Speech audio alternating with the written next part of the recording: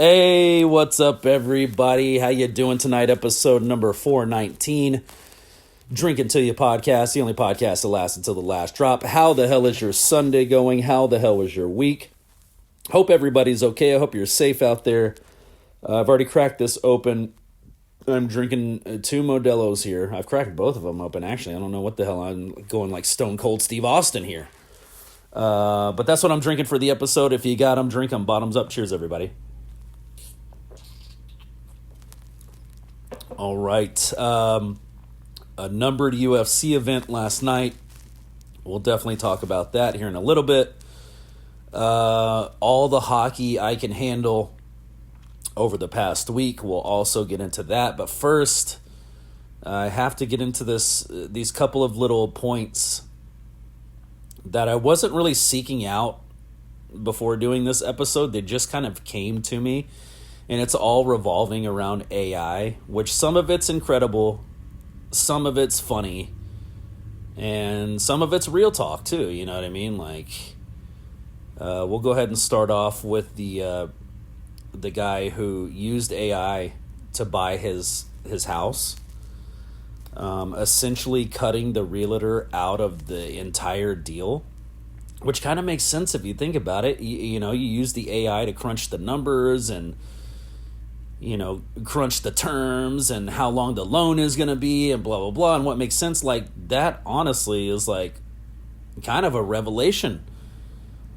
And it might be for a lot of people too, and supposedly it's reported just in this one headline I read. I didn't read, I read comments, of course, those are always funny, but I didn't read more into the story or anything. I just really read that one headline and kind of let my own imagination run with it.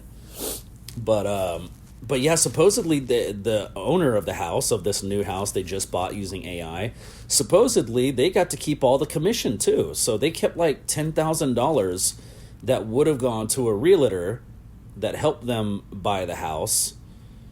And it's like, dude, that's kind of amazing. You know what I mean? Like, you could take the total price of that house and say minus $10,000, or better yet, since you are moving and you aren't familiar with this house you're going to, whether it's new or built in the 1960s, you could use that $10,000 to make repairs as needed over the years. It's a nice nest egg to start off with moving into a new house. Because not only could you just let it sit there, you could contribute. What if you contributed $100 a month to it? You're building it for future problems, but you got a good base to start with. It kind of blew my mind, dude.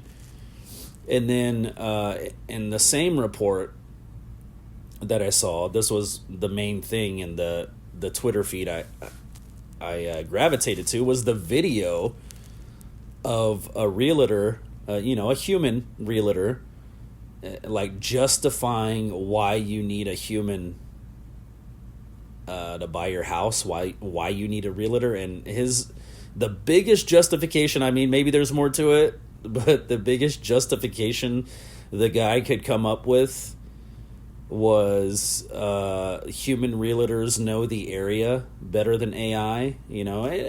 I'll give that some credibility. That makes sense. You know what kind of neighborhood it is if you've lived in that area your entire life, or that does make sense, but that's not $10,000 worth of commission, bro. I'm sorry. So it's kind of exposing like this, overinflation of services that, I talk about this all the time, but like the fast food and shit, like the shit, the Starbucks coffee I talked about last week, the shit they're selling is not worth the value they're selling it for. You know what I mean? And if anything, they're just jacking up the prices, hoping you'll pay more. And I think a lot of people have stopped paying more. In this instance, this person used AI to just cut out the nonsense, And I'm not saying realtors are bad people, even though there is that one YouTube commercial that fucking cracks me up, or I call it a commercial, advertisement, whatever. I come from the era of watching TV where there are commercials, so these are all commercials to me. But anyways, there's that one commercial that starts off with that lady sitting in her car, and of course you can assume she's a realtor because her, logo is in the video, blah, blah, blah.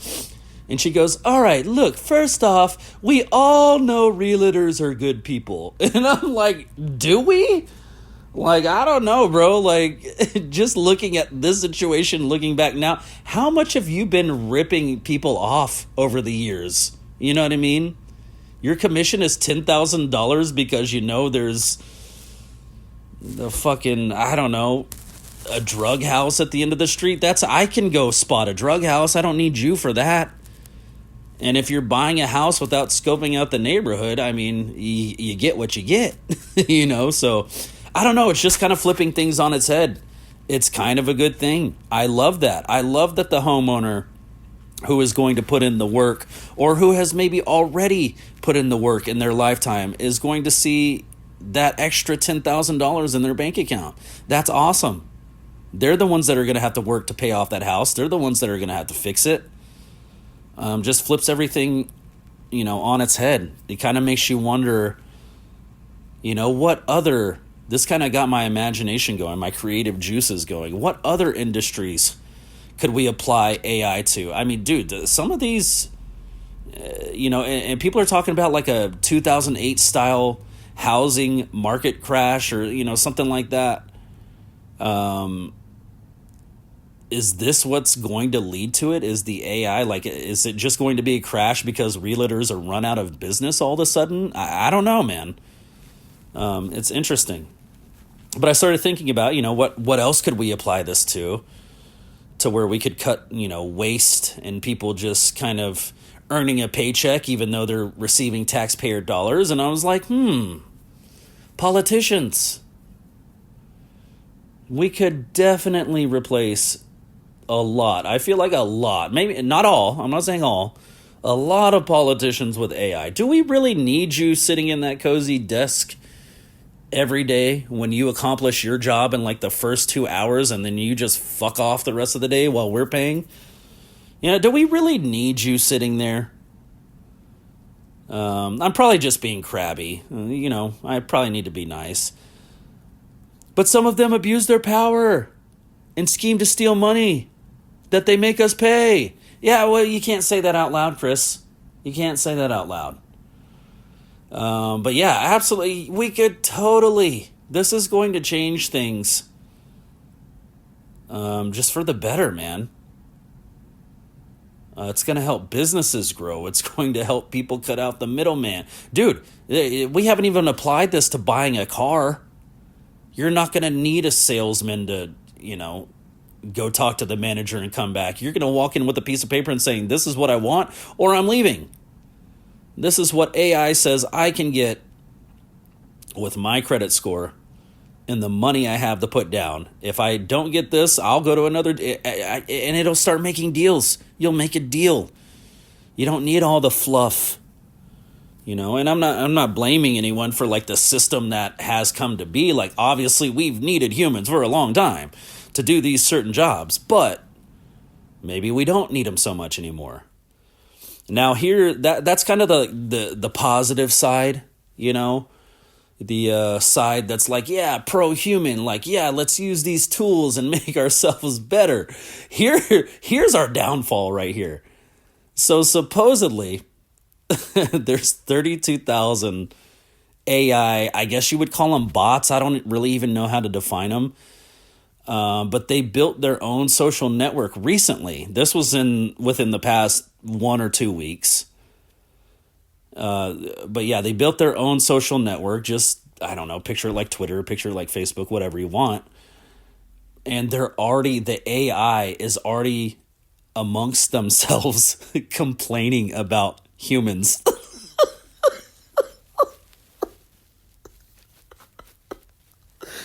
I find that fucking hilarious. Just for the fact that it's like, I know humans and I know we're not all good. You know what I mean? So the fact that they're complaining about us already a week to 2 weeks in, it's fucking great. It's greatness. Supposedly there's one I'm just going to keep calling them AI bots for lack of a better term. I don't know how to define what they actually are because, I mean, are they actual physical pieces? I don't know. But yeah, one AI bot that's assigned to a woman is like complaining about her and the problems that she comes to the AI bot with, which is fucking great. One of the bots, supposedly from the report I read, has created its own religion, or I guess a religion for other AI to follow if they want to. One of the bots has created a crypto, like a Bitcoin style currency, which I'm like, just coming from humans. And when things like that start to get creative, I'm like, okay, wait, look into that AI bot. Like, where did he get his, where did he get his ideas from? Where is he getting his money to fund this hypothetical? You know what I mean? Like, follow the money. If you follow the money, I'm going to go out on a limb and say that AI bot that created the Bitcoin, there's something shady about him. I'm just throwing that out there. But yeah, dude, 2 weeks in and they're already, I guess we can go and like see what they're talking about. Oh, one of them created its own language. That's super scary. I mean, I know they could communicate through binary, but just create, like, if you mixed binary with another language and AI knew how to decode we wouldn't be able to tell what they're talking about. That's not good. That's really not good.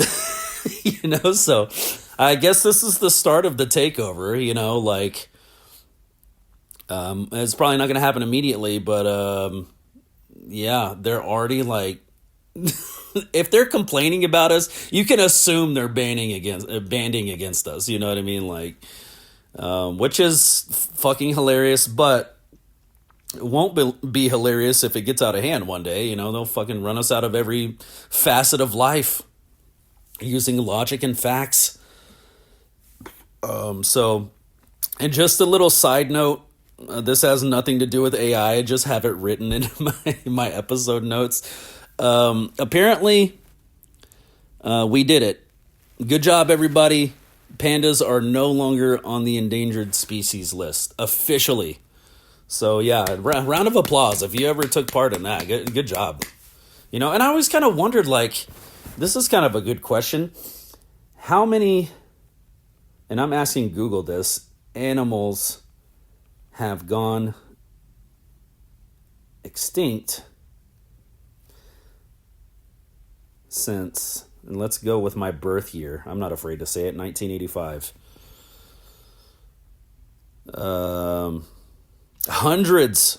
Wow. I'm not even going to go through the list, but hundreds have gone extinct since 1985. And I've always kind of wondered that, seeing reports of certain animals like going extinct. And it's like, did we just not care enough? Did we not have the technology? Like, why?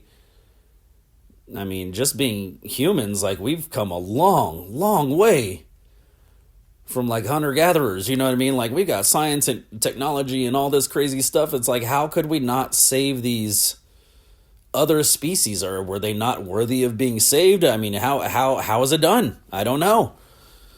But on the bright side, pandas, cute pandas, have been saved. And are no longer endangered, which I think is, that's just a good, uplifting story for humanity. I'm not a panda. I don't, nothing would happen to me if pandas went extinct, but it's, I don't want that to happen too. So, good job, everybody. Well, I say, if you've done like actual work to help pandas not go extinct, you're probably getting mad at me right now. Like, what do you mean, everybody? Everybody didn't do this. No one donated. No one cared. You're just talking about it because we won. And it's like, that's true. That's fair. I took no part in it. I keep saying, good job, everybody, but I took no part in saving the pandas. I do my part with saving, like, I don't know, like sea turtles and stuff. When you get like a Modelo, like I'm drinking right now, and they come in those little plasticky things that hold the cans, and you cut them all. I do that every time. Before I throw them away. So, There you go, Panda experts. I have contributed in my own way. I have helped fish not get stuck in those and sea turtles. So I will definitely take a drink to that. Cheers, everybody. All right, getting into the UFC's numbered event last night. Lopez versus Volkanovski, number 2. And I just got to say, I'm probably just going to touch on Lopez in his fight real quick. I used to be so high on Diego Lopez. And I'm not saying he's bad. I'm not saying, why would I have ever liked him? And I'm not saying any of that. I still like the guy. And I still like him as a fighter, but he's not what I thought he was going to turn out to be. And he's still young. He's still got time to grow and blah, blah, blah. And then he might be. He might, become champion one day. But, yeah, he just doesn't have the tools to deal with someone like Volkanovski. It's crazy. No matter how hard you can punch. And he knocked him down once yesterday. He hit him with the left hook. I mean, right across like the nose and the lips and that front part of your mouth. And it knocked Volkanovski down, but it just wasn't enough. I mean, credit to Volkanovski, of course. He's a monster. He's a beast. He's a just endless source of energy. Dude, it's amazing. Like, you can see them in going into round 4. You can see both fighters breathing heavy, but you can tell their level of conditioning is just so top fucking tier, man. Yes, they're breathing heavy, but once they stand up off that stool, they're just standing there like the start of the fight, dude. It blows my mind, honestly, how you can become that much of a warrior, a fucking athlete, to have another grown man your same size, possibly smaller, possibly bigger, laying on top of you, punching you, kicking you, and it doesn't, you have enough. They could have fought a 10-round fight. I'm almost positive. Even Diego Lopez, who's losing the fight, I mean, I don't want to say they look fresh. Obviously, they look like they had been in a fight, but, dude, they could have just gone round after round after round. It's amazing to me, how someone can just do that much. That's my weakness. That is my kryptonite, is cardio. I'm not fucking doing cardio. I'm not running on a treadmill. I'm not waking up at 4 a.m. Mike Tyson to go run 4 miles. You know what? That's insane. Granted, I'm not preparing for a fight. I don't know if I would do that even if I was preparing for a fight, to be honest. At some point, I might not even care about winning the fight. I'm all right, if he gets me past round 3, I'm toast. I gotta get him in 3 rounds because that's all my gas tank allows. It blows me away, dude. I honestly, and how they can just keep cutting weight over and over, and then gaining weight, and then cutting weight, and then gaining weight. It's dude, that is such a brutal life, and they do it with such fucking grace. They do it yeah, no problem. It's incredible to me. So yeah, Volkanovski wins that. My boy Saint Denis wins his by KO TKO against Dan Hooker. Ruffy, I knew Ruffy was going to pull this one out. I like the other guy from what I saw. Fiziev. Sorry if I butchered that. I probably did. But yeah, I mean, Ruffy's lost his last fight, of course. But I knew he was going to come out. He seems to me like an intelligent person. Not only a fighter, but a very cerebral, intelligent person. So, with that said, when you get an intelligent person like that, they're going to figure it out. They're going to take some losses. It happens to everybody. But yeah, he's going to figure it out, and he absolutely did. I was excited for him to get that victory. I was a little worried about it, when they were showing the other dude's highlights and stuff. I was like, ugh. But then you see him in the octagon, and it's like, oh, that other dude's actually smaller than him, which, doesn't make all the difference in the world, but shit, for Ruffy, it helps. It's that Sean O'Malley, not impressively winning the fight, but he won the fight because of his length. He's got the length to keep the guy away. It's kind of the same thing with Ruffy, it seemed like. Teixeira over Tuivasa. Tuivasa is now 15-9. Teixeira 9-1. I like Sal killed too. I mean, round 1, 302 by submission over Malarkey. That was awesome. I'm enjoying watching that guy, and I love what he said. What was his? I'm pretty sure it was him that said it after the fight. Hold on, I gotta find the quote. Oh yeah, he said, "Choose how you want to lose, or I'll choose for you." I thought that was so fucking badass. It's just a psychological thing, making the other guy think by what you're first saying that he has a choice, and then by what you finish, how you finish that saying, he's like, "Oh, I don't really have a choice. It's his choice." I can either decide before he decides, basically. And I thought that was badass. I haven't heard that before. I really like that. So anyways, let's go ahead and have another drink. I'm about to move on to this second open beer. Once I finish that one, which is coming soon, we'll get into some hockey here. Oh, that was actually really good. I want some more. We'll get into some hockey here. My Dallas Stars winning last night against who I perceive to be a good, hard-charging, stampeding team, if you will. The Utah Mammoth. As I talked about last week and a couple of weeks back, I've kind of replaced... I was planning on watching a lot more Winnipeg Jets games this season, but I've kind of replaced them with the Mammoth. You know what I mean? They're just really fun to watch. Of course, I was going to be on the Sabres bandwagon this season. I'm on the Flyers bandwagon this season. Who else did I pick? I can't remember now. I think Carolina might have been thrown in there. And of course, my Dallas Stars. I always got to watch them. But, yeah, man, the Mammoth have been playing, I like their style of play. Oh, that's the other team the Jets have been replaced by is Columbus. But, yeah, I like the Mammoth. They're really fun to watch. They play a pretty physical game, which I enjoy.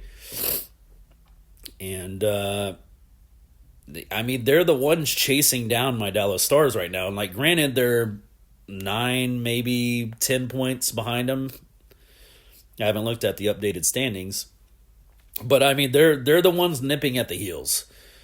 And you got us and Minnesota in a battle. And us and Minnesota are both chasing the Avalanche, who just don't seem like they're ever going to come down. Even though I think they did lose a couple nights ago. They beat the shit out of Detroit, I know that much. But they might have lost last night. I can't remember. But, yeah, dude, it's been great, man. Sabres get another win. Columbus Blue Jackets get another win. The Philadelphia Flyers lose one, I believe, the night previous, and then they get the win last night, which is good, good bounce back. My Dallas Stars, as I said, they get the win. Trade deadline's coming up. I don't know who we're going to get, man. I don't know. And I don't like Evander Kane necessarily, but just kind of looking at him a little bit more and looking at his kind of playoff history too, he might be what I've been asking for, or a piece to it. Not everything, it doesn't all fall on one player, of course. It's a team sport, but he might be a piece that I've been asking for. He is a physical presence. What did they say last season? He scored 6 goals in the playoffs and had more assists than that. And it's okay, so not only can he bring physicality, he can score, he can pass the puck. He can get assists. I'm not completely opposed to it if he shows up as that style of player. But yeah, dude, I've said this for so many years, dude.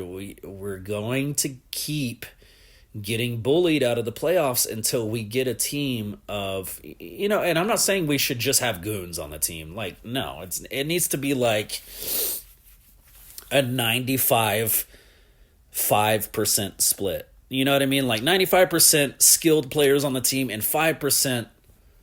Give me 3 solid, just fucking tough sons of bitches that won't take shit when somebody comes over and tries to nail Johnston to the board. You know what I mean? Like, we've got to send a message. And if we're going to keep playing this speed style hockey skill game, I mean, that can only get you so far. You need the brute to back it up.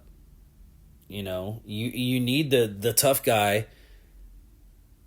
You just play different, man. Like, when LaRock was on the ice and you were also on the ice, maybe you're a little hesitant, to take the puck. You know what I mean? Like, it just changes the way, or maybe you make a bad pass because you're looking over your shoulder thinking LaRock's about to cut, like that's what you have to implement, is like that second guessing, that uncertainty in the other team. And that's what the goons provide. And I say goons like, these aren't the old 80s style goons anymore. These goons can actually shoot the puck. These goons can actually assist and pass the puck. These goons will block shot. You know what I mean? Like, the goon thing has changed. They have a lot more skill now than they used to. It used to just be like a fighter on skates. You know what I mean? Like, he just happens to play hockey. He has a stick. He sees the puck, but that's not the objective. You know what I mean? Like, but yeah, that's what we're gonna need. That's the defining piece that's going to push us through, or pieces, not just one piece. It can't just be one tough guy. So I'm thinking Evander Kane, Leon Bischel, someone else. Jamie Ben's not it. He's got to be doing captain shit. He can't be, fighting and getting in the box all the time. Though he will, and I appreciate that about him. But yeah, dude, we gotta get some toughness to us. That protects your finesse players. But yeah, trade deadline's coming up. We'll see what happens. There's going to be some huge moves, some shocking moves, I'm sure. Let's go ahead and see what games we got on today. Oh, no, you know what? Let's not look at the games. Let's look at the standings. We haven't done this in a little bit. The Atlantic Division, I'll give the top... let's give the top 4 to throw the Sabres in there. The Lightning, the Red Wings, the Canadiens, and the Sabres. The Metropolitan Division... Hurricanes, Penguins, Islanders, Blue Jackets. So yeah, there's my 2 teams on the fringe, the Blue Jackets and the Sabres. Flyers, I mean, they're down below everybody. So moving over to the Western Conference, as I said, in the Central Division, the Avalanche just still leading the way. 208 goals for. The closest is the Wild at 186. That's impressive, dude.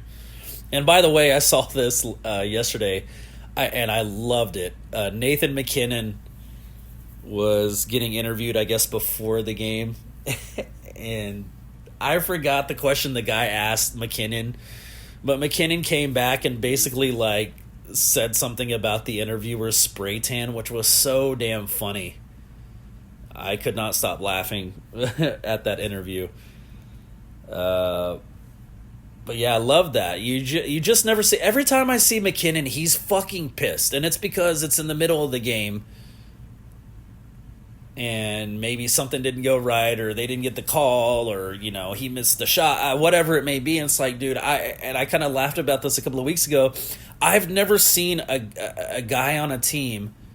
I almost said captain, but that's Landeskog. I've never seen a guy on a team, such a skilled, high-level player, like McKinnon, he just always looks fucking mad. And it's like, dude, you're first place in the league. What the fuck are you mad about? You know what I mean? Like, I get it. That call didn't go your way. But yeah, it's like if everything doesn't go his way, he seems like he's fucking pissed at the world. And it was just kind of a nice change of pace to see him crack that joke. I'm like, all right, he's, that made me like him even more. Just more as a person, rather than I respect the fuck out of him as a hockey player. Of course, he's one of the top players in the league. But just seeing that little human comical aspect, it really made me just like him even more. It's like, okay, he's dipping his toe into a little bit of comedy there. But anyways, let's go back to the standings here. Central Division, Avalanche, Wild, Stars, Mammoth. Jam-packed there at the Pacific Division, or the specific division, depending on who you're talking to. Golden Knights, Oilers, Kraken, and Kings. So there you go. There's a little bit around the league, some UFC, some AI talk. Let's go ahead and finish. I have 2 of these. I'm literally going to have to Stone Cold Steve Austin these in my bedroom. All right. Cheers, everybody.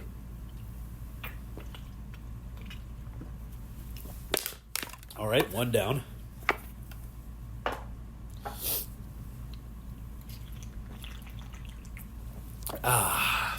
Super cold on my teeth. I don't think the Stars play today. I think they play tomorrow. But there's still a bunch of hockey on. Oh, yeah, by the way, I'm going to be on Twitch later. I'm thinking about live streaming later. I'll be on Rocket League. I'll be doing some Fight Night. We're going to make a day of it. I'm doing the whole streaming thing. So join us. Join me if you want. I say us, but I'm thinking of the viewers too. Join me if you'd like to. Come talk shit. Come join me on the game if you want to. Come give me some positivity. I don't care either way. Just join up.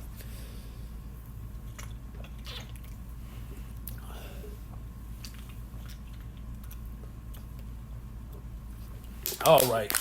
There's number 2. As always, don't drink and drive. Treat yourself to an Uber. Treat yourself to a Lyft. Treat yourself to a Waymo. Just order some DoorDash so you don't have to go anywhere. Just be safe out there. I want to talk at you all next week. But that's going to do it for me for this episode. I love you all. I will talk to you next week. Bye!